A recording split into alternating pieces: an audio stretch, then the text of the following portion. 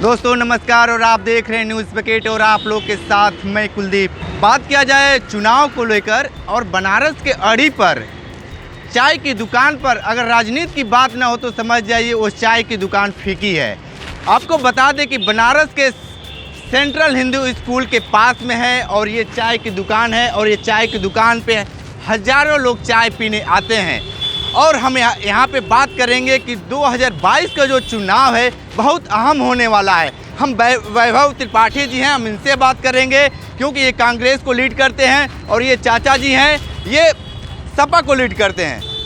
आप बताइए कि 2022 में किसकी सरकार? 2022 में अहंकारियों को भगाना है। हाँ। गरीब विरोधी ये जो इनको भगाना है और 2022 में जनता एक जनहितकारी सरकार बनाएगी। क्या लगता है इतने बेहतर सरकार है, योजना पे योजना दे रही है, आप कह रहे हैं ऐसी सरकार? योजना पे योजना, कौन सी योजना? आप तो एकदम भाट दरबारियों वाली बात कर रहे हो। आप सेंटर बना फिर भी आप कह रहे हैं रुद्राक्ष कन्वेंशन सेंटर में जाएगा कौन? लखपति करोड़पति। पहले वहाँ जाके गरीब आदमी भी अपने परिवार में फंक्शन कर सकता था, शादियां कर सकता था। आज उसका इतना किराया है, गरीब आदमी वहां घुस नहीं सकता। तो ये सरकार गरीबों के खिलाफ चलने वाली है, जो हर जगह गरीबों के लिए रोक लग रही है। अब रेलवे में बिना रिजर्वेशन आदमी नहीं चढ़ सकता है, नहीं जनरल का टिकट लेता था गरीब आदमी की, यहाँ से दिल्ली पहुँच जाता था। तो ये सरकार तो गरीबों के विरोध है। कौन सी योजना? आपने कहा योजना पे योजना, कौन सी योजना? 10 मिनट पानी बरस जाए बनारस में पानी लग जाता है। कौन सी योजना? गरीब के लिए क्या योजना है? 50 रुपए का पेट्रोल 100 रुपए में बेचने वाली सरकार क्या योजना ले आएगी?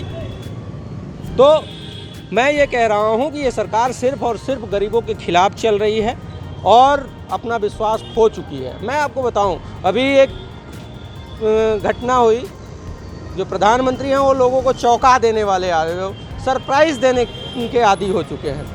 उनका ट्रेंड है सरप्राइज़ देने का। उन्होंने कहा कि मैं तीनों कानून वापस लेता हूँ। आपके कहने से होता है क्या? Who are you? सरकार संसद से चलती है, संसद में आपने कानून बनाया, संसद वापस। नहीं लगता है कि सुनिए, मैं वही मौके पे बोले हैं ये? अरे ऐन मौके पे इसीलिए तो बोले हैं। संघ का एक सर्वे हुआ, उसमें पता चला कि हम पूरे यूपी में दहाई में नहीं जाएंगे। तब पता चला क्या दहाई में नहीं, सरकार जल्दी कानून वापस लो, नहीं तो ये तो साला मटिया मेट हो जाएंगे। हम फिर वहीं चले जाएंगे आज से 30 साल पहले वाली स्थिति में, 2 सीट। आप इस बात को समझिए। ये सरकार, इन्होंने बोला, प्रधानमंत्री आके टीवी पे बोलते हैं कि कानून वापस लेता हूँ। कब बोलते हैं? जब उनको चुनाव की चिंता होती है, तब बोलते हैं। जब उनको लगता है कि हम दहाई में नहीं पहुँच पाएंगे, तब बोलते हैं कि नहीं उपचुनाव में हम हार गए। और उसके बाद आज भी वो किसान कह रहा है, आप देखिए बहुत सारे किसानों का बयान आया है। किसानों ने कहा ऐसे नहीं, संसद में पास करिए, संसद में वापस लीजिए इस कानून को और विधिक तरीके से। हमको भरोसा नहीं है इस प्रधानमंत्री पे, क्योंकि ये प्रधानमंत्री कहेगा 15 लाख देंगे और इनका एक तो सबॉर्डिनेट आएगा। कहा वो तो जुमला था। एक किसान का मैं वक्तव्य सुन रहा था ऑनलाइन, उसने कहा मेन स्ट्रीम मीडिया तो दिखाती नहीं, तो सोशल मीडिया ही आज अल्टरनेट मीडिया है। उस पर उस किसान ने कहा कि कैसे मान ले इस व्यक्ति की बात, इसने तो 15 लाख रुपए की बात भी पूरे राष्ट्र से कही थी। दूसरा आएगा कहेगा जुमला था। तो ऐसे लोगों को उखाड़ फेंकने के लिए जनता एकदम तैयार है। इसलिए नहीं कि किसी का किसी से विरोध है, इसलिए कि हर गरीब आदमी परेशान है। गरीब आदमी रोजगार के लिए परेशान है, महंगाई से परेशान है, बिजली बिल से परेशान है, किसान अपनी फसलों का मूल्य नहीं मिल रहा है इसलिए परेशान है। इसलिए पहले 22 में उखाड़ेंगे, फिर 24 में उखाड़ेंगे। क्या कहेंगे चाचा, 2022 में किसकी सरकार? 2022 में इसके पहले जो सरकार थी उसको मतलब गरीबी पे लोगों ने गरीबी हटाने के लिए वोट दिया था। 2000 पिछली सरकार को बेरोजगारी ख़त्म करने के लिए वो वोट दिया गया था। ये सरकार अपने किसी कार्य पे खरी नहीं उतरी और जनता पूरी तरह इनके खिलाफ है। और 2022 में ये सरकार बदलने वाली है। आपको ये लगता है कि अखिलेश यादव ज़मीनी स्तर पे काम किए हैं? वो तो घर में रहकर ट्वीट गई हैं। प्रियंका गांधी ने जगह जगह पे जहाँ पे भी आंदोलन हुआ है, जो भी घटनाएं घटी हैं, वहाँ पे गई हैं। ऐसी कोई बात नहीं है। हाँ, अगर हम लोग सड़क पर अगर समाजवादी या किसी दल के भी लोग आते हैं तो ये लोग सीधे मुकदमे के अंदर घुसड़ देते हैं। इसीलिए हर आदमी जो है चुनाव के घोषणा का इंतजार कर रहा ऐसा है और अपनी बातों को जब चुनाव आयोग अपनी घोषणा कर देगा तब लोग सड़क पर उतर के अपना पूरा कार्य को दिखाएंगे। इसीलिए वो लोग न कोई आंदोलन नहीं कर रहे। तो इतना यात्रा कर रहे हैं, आपको नहीं लगता जब बड़ी घटना घटी उस समय अखिलेश यादव क्यों नहीं बाहर निकल रहे हैं? जब से देश आज़ाद हुआ है ये पहला समय था कि प्रधानमंत्री के रैली के लिए लोगों को शर्ट के कपड़े बांटे गए, कार्ड छुपा के बांटे गए और 100 बसें लगाई गई, सारी बसें खाली गई। रात को 2-2 बजे अखिलेश यादव सभा करते हैं, 1-1 लाख 50-50 हज़ार की भीड़ है। जनता ये पूरी तरह संकेत दे रही है कि ये बदलाव की लहर चल रही है और इस बार 2022 में बदलाव होना तय है। आप बताइए कि अखिलेश यादव कितना काम किए हैं? बिल्कुल, अखिलेश यादव में दूसरे पे टिप्पणी करने से बेहतर है कि मैं अपनी बात करूं। प्रियंका गांधी ने कहा है कि किसान को 2500 रुपया क्विंटल धान और गेहूं का MSP मिले। ये हम खोखली बात नहीं कर रहे। मैं आपको बता दूं कि प्रियंका गांधी ने कहा है कि यूपी में सरकार बनती है तो हम 2500 रुपये क्विंटल MSP देंगे। और मैं बता दूं हमारी कांग्रेस की सरकार छत्तीसगढ़ में, वहाँ 2560 रुपये क्विंटल धान का MSP है। हम चाहते हैं कि किसानों का कर्जा पूरा का पूरा माफ़ हो, नौटंकी नहीं कि 179 रुपया कर्जा माफ़ हुआ और 1000 रुपये रजिस्ट्रेशन का लग गया। हम पूरा कर्जा माफ़ करने की बात कर रहे हैं, हम बिजली का बिल हाफ करने की बात कर रहे हैं। हम महिला सशक्तिकरण में कांग्रेस की एक घोषणा है कि 40% विधानसभा में हम टिकट देंगे महिलाओं को। किसान को 2500 रुपया क्विंटल धान का रेट मिलेगा। आज क्या है 1700 रुपया। मैं ये सवाल पूछता हूँ इस देश के प्रधानमंत्री से और मुख्यमंत्री से कि भैया छत्तीसगढ़ में 2560 रुपया क्विंटल धान बिकता है, यूपी में ऐसा डबल इंजन की सरकार में क्या खामी है कि यहाँ 1750 रुपया है? जनता ये सवाल पूछ रही है। आपको मैं बता दूं कि किसान का जीना मुश्किल कर दिया इस सरकार ने। आज से 6-7 साल पहले 2014 में जब हम 1 कुंटल गेहूं बेचते थे तो लगभग 1.5 से 2 कुंटल खाद DAP मिलती थी हमको। आज स्थिति यह है कि 1 कुंटल बेचेंगे और 45 किलो DAP मिलेगी। और धान का रेट कितना बढ़ा, गेहूं का रेट कितना बढ़ा? उस टाइम 400 रुपये की DAP हुआ करती थी, 50 किलो की बोरी हुआ करती थी, वो 5 किलो उसमें भी कम कर दिया, 5 किलो उसमें भी कम कर दिया और रेट हो गया 1500। तो किसान कहाँ जाएगा? ये किसान का बच्चा ही है जो सीमाओं पे सुरक्षा कर रहा है, किसान का बच्चा ही है जो पूरे देश को पेट भर रहा है, भरण पोषण कर रहा है। तो आप इस बात को समझिए। और किसान से ही इस देश की सरकारें बनेंगी और बदलेंगी। ये किसानों ने सिद्ध कर दिया है कि चाहे सरकार कितनी ही बड़ी हिटलर हो, किसान उसको झुका सकता है। एक सज्जन कह रहे थे कि चाहे बर्धवा कितनो बिगड़ैल होए, किसान ओके नाथी देला गुरु। तो नाथ गैल हूँ, अब इनकर झोला उठाए के बोरिया बिस्तर बांधने के टाइम आ गया। बताइए 2022 में किसकी सरकार? 2022 में अखिलेश सरकार आएगी। अखिलेश यादव तो जमीन पे कुछ काम ही नहीं किए हैं, बस घर में बैठ कर ट्वीट करते हैं। आपको कैसे लगता है? अखिलेश यादव 2022 में जनता लेकर आ रही है।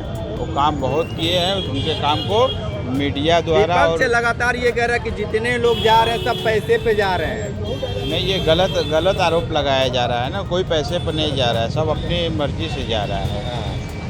तो आपको बता दें कि ये हमारे साथ युवा भी हैं, क्योंकि ये देश युवाओं से चलता है और युवा जब किसी बात पे बोलता है तो अपनी दमदारी से बोलता है। जी अपना परिचय बता दें। जी मेरा नाम चंद्रजीत मुखर्जी है और मैं कलकत्ते से आया हूँ और यहाँ मैं अक्सर आता रहता हूँ। और हाल फिलहाल में मैंने पुलिस की नौकरी ज्वाइन करने का एग्ज़ाम होता है UPSC में, वो क्लियर हुआ है। तो अभी एग्ज़ाम के बाद अभी नौकरशाह बनेंगे।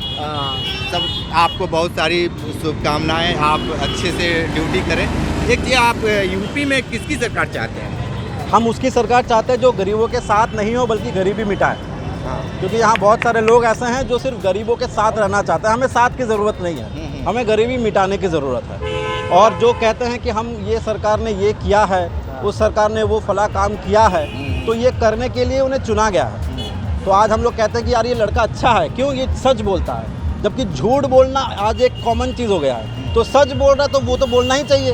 काम कर रही है सरकार तो करना ही चाहिए, तभी वोट दिया है। तो अगर काम करके कह रहे हैं कि हमने कुछ किया है तो ये कोई नई बात नहीं, वो करने के लिए आपको वोट दिया गया है। तो मेरे हिसाब से वही सरकार आनी चाहिए जो गरीबी मिटाए।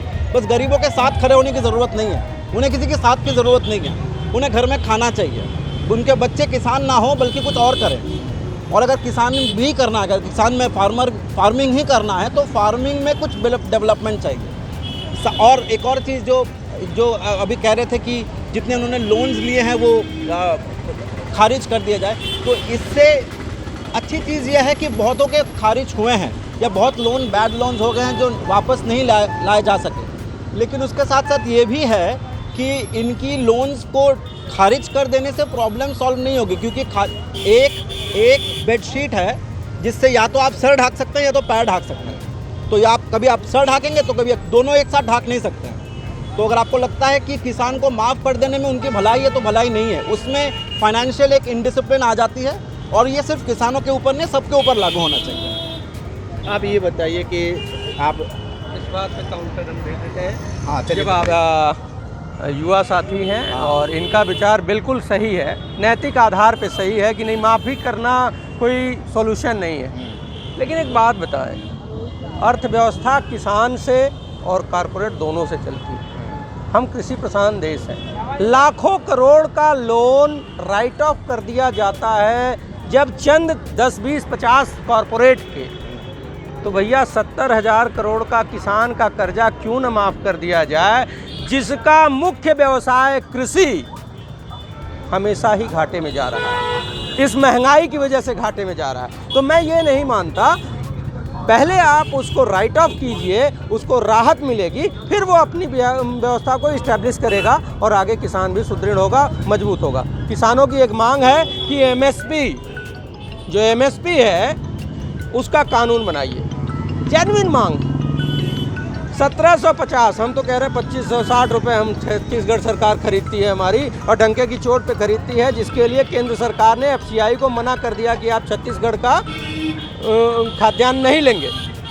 ठीक है, ऐसी दुर्व्यवस्था में भी छत्तीसगढ़ सरकार 2560 रुपये कुंटल धान खरीदती है। यहाँ कानून की बात कर रहे हैं, स्वामीनाथन आयोग ने कहा C2+ 50%। किसान कह रहा छोड़िए उस बात को, वो बाद में जब सरकार करेगी। लेकिन हमको आप एक कानून बता दो, एक कानून बना दीजिए कि जो एमएसपी गवर्नमेंट तय करती है उससे नीचे जो भी व्यक्ति खरीदारी करेगा उसको जेल होगी। नियम बना दीजिए कि उससे नीचे कोई खरीदारी न कर पाए, तो किसान को थोड़ी सी राहत मिल जाएगी। जनरल बात है कि ये बताइए कि कितना सही बोल रहा है। देखिए, ये जो कह रहे हैं वो राइट ऑफ की बात कर रहे हैं, तो ये बात सही है कि कॉर्पोरेट्स का बहुत सारा लोन राइट ऑफ हुआ है। लेकिन राइट ऑफ का मतलब लोन खारिज कर देना नहीं होता है। राइट ऑफ सिर्फ बैलेंस शीट को स्टेबलाइज दिखाने के लिए होता है, ताकि बाकी दूसरी बार लोन किसी दूसरे जगह से लिया जा सके। किसानों की लोन की माफ़ी की बात करी जा रही है। ये कहना, इसका मतलब ये नहीं है कि मैं किसान के खिलाफ हूँ, लेकिन राइट ऑफ अलग चीज़ है और किसानों का ऋण जो है वो कम्प्लीटली खारिज कर देना, ये दूसरी चीज़ है। और रही बात ये एमएसपी की, तो वो बिल्कुल सही बात है। एमएसपी का अगर कानून बनता है तो अच्छी बात है। कानून बनने के बाद उसको इम्प्लीमेंट करना सबसे बड़ी ज़रूरी बात है, क्योंकि 2014 में भी रेप केसेस के ऊपर बहुत सारे कानून बने और ये बहुत सारे नेता लोग वहाँ पे उस समय भी थे, और यही लोग के चलते हुए भी बहुत सारे केसेस उसके बाद भी हुए हैं। इनका ज़्यादा ब्रूटल हो गया है, क्योंकि कानून वैसा ही बना है। अगर विक्टिम जिंदा रहता है तो एक तरीके के नियम बनेंगे, अगर विक्टिम मर जाता है तो एक तरीके का पनिशमेंट होगा। तो इसीलिए पहले रेप होने के बाद छोड़ दिया जाता था मोस्ट ऑफ द केसेस में, लेकिन अभी इनको मार दिया जा रहा है। तो कानून बनाने से सल्यूशन मिल जाएगा ये एक्सपेक्टेड नहीं है। कानून बनाने के बाद उसकी इम्प्लीमेंटेशन ज़्यादा ज़रूरी है, ऐसा मुझे पर्सनली लगता है। हाँ बताइए।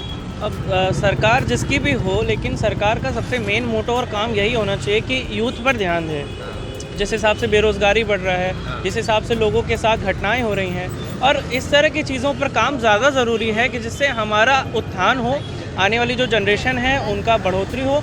और एक यूथ होने के नाते मैं यही कहूँगा कि हम किसी एक पॉलिटिकल पार्टी को सपोर्ट नहीं करना चाहते हैं। जो भी फ्रेम में हो, जो बेहतर हो, उन्हें चुनना जाना चाहिए। बीजेपी गवर्नमेंट के बारे में बताइए कि कितना रोजगार दी।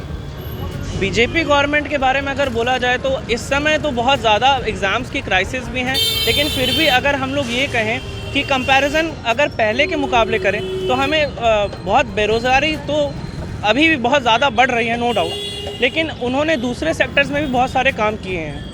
लगातार विपक्ष ये कह रहा है कि वो चाय बेचते बेचते अब देश बेच रहे हैं, आप कितना इसको सही मानते हैं? नहीं, मैं सहमत नहीं हूँ इस बात से। वो देश नहीं बेच रहे हैं। देश में अगर वो प्राइवेटाइजेशन की बात कर रहे हैं तो कहीं ना कहीं देश की बढ़ोतरी और उत्थान के लिए कर रहे हैं। ये बहुत बड़ी बात है कि गवर्नमेंट की चीज़ों को उनको प्राइवेटाइज नहीं करना चाहिए।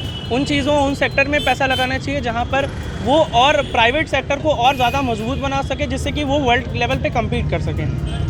दूसरी चीज़ें ये हैं कि रेलवे और इन सब चीज़ों को प्राइवेटाइज अगर वो कर रहे हैं तो उनका एक मोटो है जिससे कि हम और ज़्यादा से ज़्यादा बेहतर कर पाएँ इन सब सेक्टर्स में। क्योंकि गवर्नमेंट सेक्टर अगर हम देखें, जैसे BSNL का एग्जांपल लेते हैं और जियो का एग्जांपल लेते हैं, तो दोनों साथ में ही टेलीकॉम कंपनी है, लेकिन BSNL क्यों वो चीज़ें नहीं कर पा रहा है जो जियो कर पा रहा है? क्योंकि प्राइवेट सेक्टर में बहुत सारे लोग हैं, इनिशिएटिव ले रहे हैं। तो अगर ये चीज़ हो रहा है जिससे कि लोगों का उत्थान हो, हमें फ़ायदा हो, तो ये बेहतर है। क्या कहेंगे? हाँ, BSNL और MTNL की बात कर लें मेरे भाई।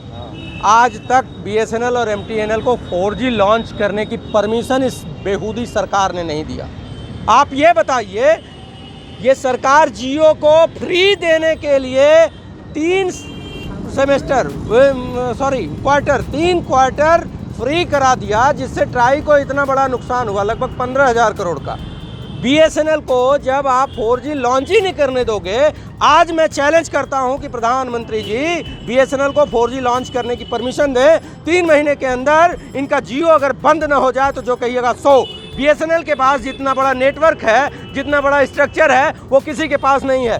भारत पेट्रोलियम को ये जो बेच रहे हैं उससे लाभ नहीं होना है। 18,000 करोड़ सालाना भारत पेट्रोलियम रेवेन्यू देता है गवर्नमेंट ऑफ इंडिया को, ठीक है। तो उसका निजीकरण से, जो निजीकरण है, प्राइवेट आदमी, आज स्थिति ये हो गई है, टाटा को अगर छोड़ दिया जाए तो मुझे नहीं लगता है कि कोई भी कॉरपोरेट देश के निर्माण के लिए काम कर रहा है, वो उसकी इनकम बढ़ती जा रही है। भाई पूरे देश में 2014 के बाद 3 लोगों का बढ़ा है, अडानी, अंबानी और रामदेव। ये 3 लोग ही हैं देश के लोग, इन्हीं से देश होता है। हमारा देश तब उन्नति करेगा, तब विकास करेगा, जब यहाँ का गरीब, किसान, मजदूर सब विकास करेंगे। आज स्थिति ये है कि हमने 2010 से 14 तक सरकार चली केंद्र में कांग्रेस की, हमने लगभग 27 करोड़ लोगों को गरीबी रेखा से ऊपर उठाया। आज स्थिति ये है कि 30 करोड़ लोगों को ये सरकार वापस वहाँ पहुँचा देती है। 5 किलो चावल देती है और 50 रुपये का पेट्रोल 100 रुपये में बेच देती है। तो ऐसा कुछ भी नहीं है। निजीकरण से देश का बंटाधार ही होना है, चाहे DLW हो, चाहे रेलवे हो। रेलवे में सर्विस प्रोवाइडिंग है ना, रेल जो है वो सर्विस देता है पब्लिक को। 100 रुपये का टिकट लेते थे और पहुंच जाते थे दिल्ली। आज स्थिति है कि 400 रुपये से नीचे आप दिल्ली नहीं पहुंच सकते हैं, वो भी रिजर्वेशन नहीं मिलेगा। इन बातों को समझिए। जो भी कल कारखाने बनाए गए वो देश को समर्पित किए गए उनकी सेवा के लिए, सर्विस के लिए। नॉमिनल चार्जेस पे उनको सेवा मिलती थी।